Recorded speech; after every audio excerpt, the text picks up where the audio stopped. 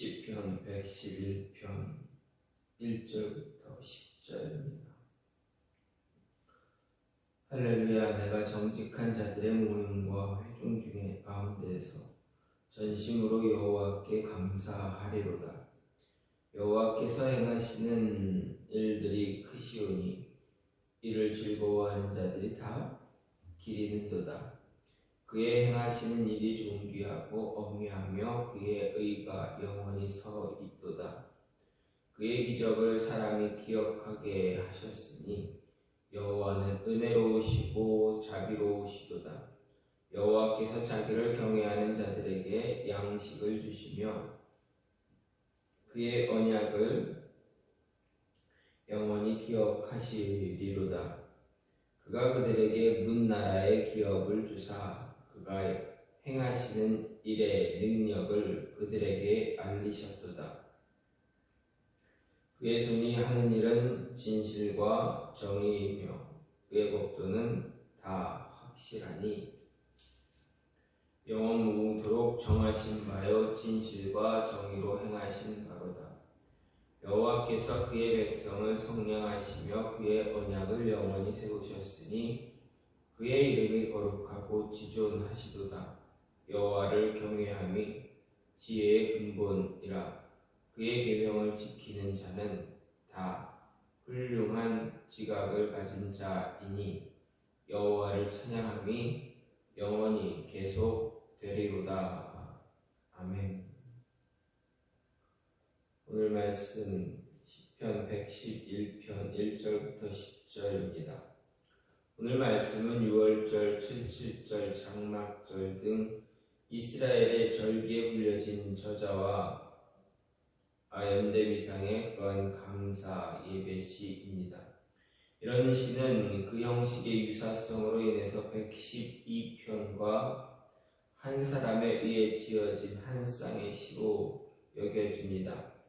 두 시의 형식상 공통점을 살펴보게 되면 처음 시작이 다 같이 할렐루야로 시작하고 있다라는 점과 두 시의 각행 첫머리가 히브리어 알파벳의 순서에 따라 시작되는 그러한 시라는 점, 또 두 시 모두 1절부터 9절까지에는 한 절에는 두 개의 히브리어 자음이 그리고 마지막 10절에서는 세 개의 히브리어 자음이 사용되고 있다라는 것을 들 수가 있습니다.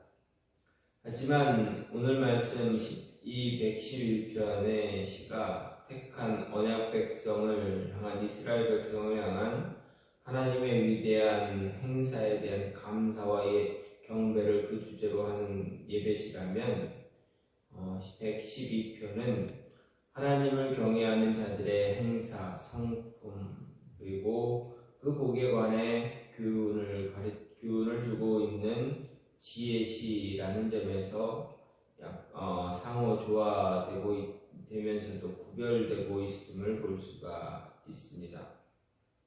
한편 오늘 말씀의 내용을 보면 먼저 1절은 이 시의 시작하는 것으로서 서두로 이스라엘의 공회 가운데서 찬양을 시작하는 내용입니다. 그리고 2절부터 4절은 하나님이 행하신 크고 기이한 행사 그리고 영원한 의에 대해 찬양하는 내용이고 5절부터 9절은 하나님의 언약을 근거한 은혜의 베푸심 그리고 하나님의 행사와 법도의 진실하심에 대해 찬양하는 그런 내용입니다. 그리고 마지막으로 10절은 하나님을 경외할 것과 하나님의 계명을 따를 것을 권면하는 그러한 내용입니다. 결국 이 111편은 성도들이 언제나 변함없이 자신의 백성에게 은혜를 베푸시는 하나님 앞에서 어떤 삶의 태도를 가져야 하는가를 잘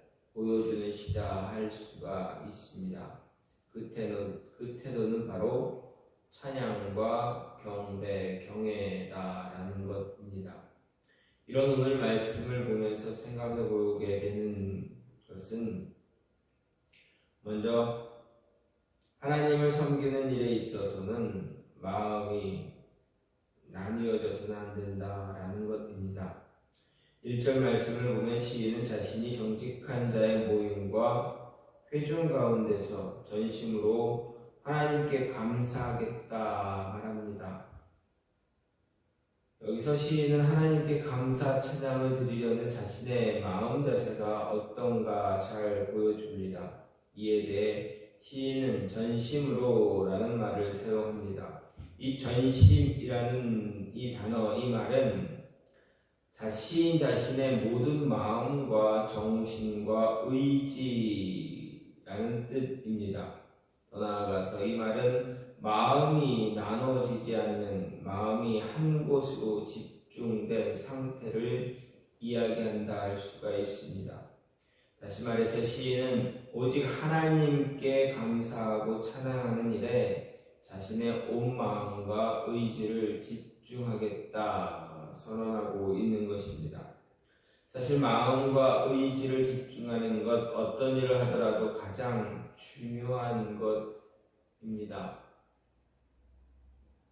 심지어 우리가 하는 일에 얼마나 집중할 수 있는가 하는 것이 인생의 성패를 좌우한다고 말하는 사람도 있습니다. 세상에서 성공을 거둔 사람들을 보게 되면 그들 가운데 거의 대부분은 자신이 세운 목표를 위해서 온 마음과 힘과 열정을 다 쏟아 부었다라는 것을 알 수가 있습니다. 하다못해 우물을 파도 한 우물을 파야 물을 얻을 수 있다라는 그런 각오, 그런 것도 그런 것입니다. 한 곳에 집중하는 사람이 자신의 목표를 이룰 수가 있습니다. 혹자는 사단에 대해서도 사단은 한 개인에게 자신의 힘을 온통 집중시킨다.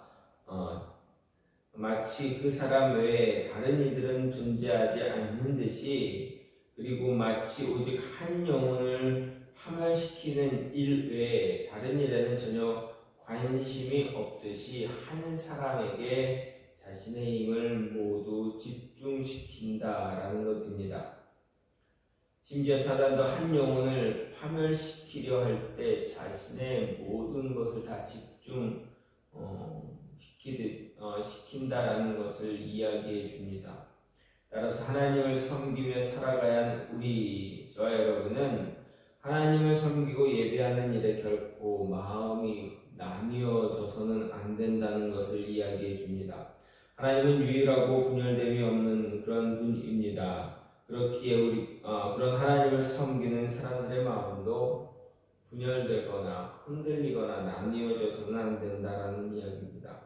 우리가 온 마음을 바쳐 섬겨도 부족할 판에 우리의 마음이 흔들리고 사분오열이 된다면 하나님의 일을 온전히 행할 수 없게 되기 때문입니다.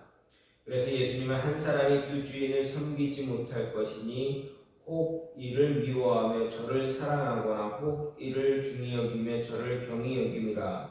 너희가 하나님과 재물을 겸하여 섬기지 못하리라 하셨습니다. 그런데 이 말은 오직 하나님을 예배하고 찬양하고 기도하는 일 외에 모든 일은 죄라는 뜻은 아닙니다.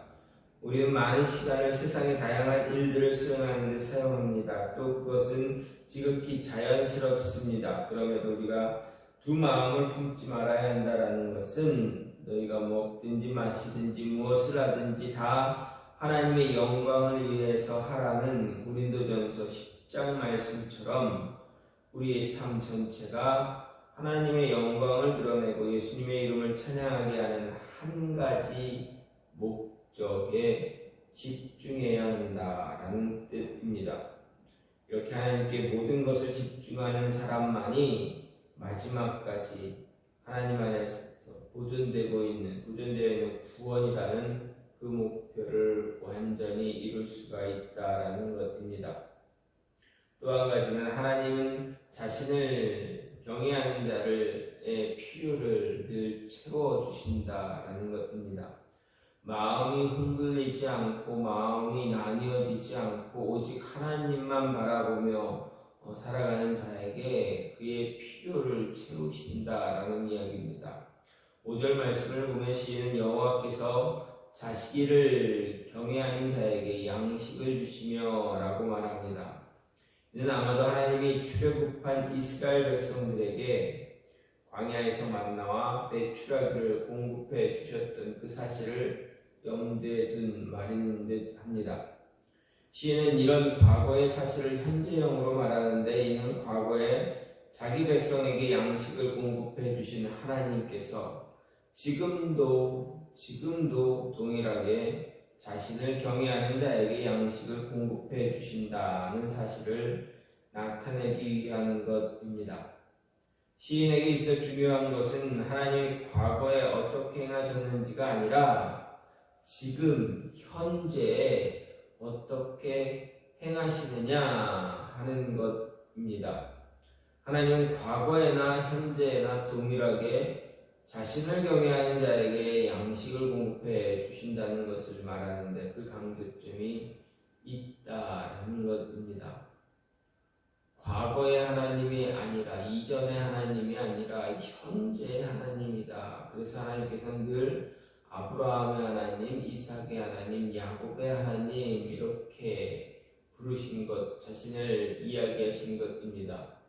그렇게 아브라함의 하나님, 아브라함의, 이삭의, 야곱의 하나님이라고 하셨던 이유는 죽은 자의 하나님이 아니라 과거의 하나님이 아니라 산자의 하나님, 지금의 현재에 있는 나의 하나님이라는 것을 이야기하기 위해서입니다. 지금 나의 하나님이기에 지금 내가 필요한 것을 공급하시는 그러한 분이다라는 것입니다. 그런데 시인이 여기서 말하는 양식은 비단 양식, 먹는 것만 그 자체만을 의미하는 것 아닙니다. 양식은 사람이 생존하는 데 있어 가장 필수적인 품목입니다. 그런 점에서 본문의 양식은 인간의 모든 필요를 상징하는 것이다 라고 할 수 있습니다. 따라서 오늘 말씀은 하나님께서 자신을 경외하는 자에게 그들의 필요한 모든 것을 공급해 주시는 것을 말합니다. 그렇습니다. 하나님은 자신을 경외하는 자들에게 그들의 필요를 공급해 주시는 분입니다. 우리가 정말 하나님을 경외하기만 한다면 우리는 우리에게 필요한 것들로 인해 전혀 걱정할 필요가 없다라는 것입니다. 이스라엘 백성들을 보십시오. 그들은 죽음의 땅 광야에서 양식을 위해 어떤 일도 할 수가 없었습니다. 하지만 하나님께서는 그들을 위해서 만나를 비같이 내려 주시며 하늘 양식으로 주셔서 먹게 하셨던 것입니다. 또한 예수님은 이에 대해서 공중의 새를 보라, 심지도 않고 거두지도 않고 창고에 모아들이지도 아니하되 너희 천부께서 기르시나니 너희는 이것들보다 귀하지 아니하냐? 또 너희가 어찌 의복을 위하여 염려하느냐? 들의 백합화가 어떻게 자라는가 생각하여 보라. 수고도 아니하고 길쌈도 아니하느니라 라고 마태복음 6장을 통해서 말씀해 주셨습니다.